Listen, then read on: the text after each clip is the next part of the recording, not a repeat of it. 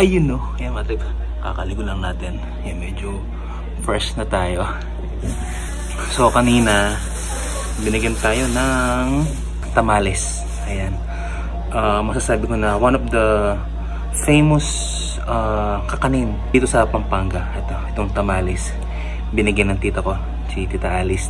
At actually, na-miss ko din tong kakanin na to.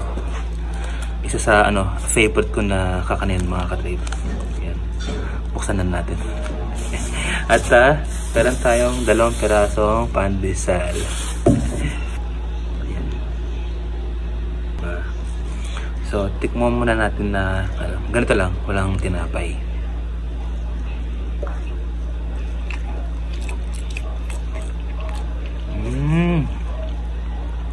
Oh, na parang shredded na chicken and meron din siyang itlog sa taas.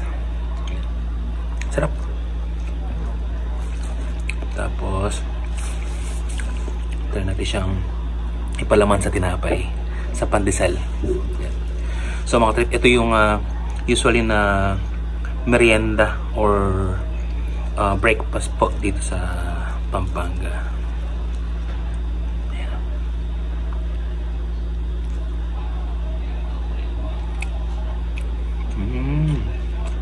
Wow. Perfect combination. Sarap.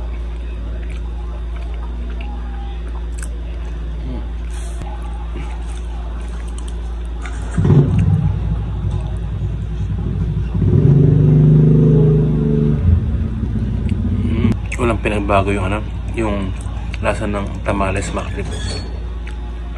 Sarap.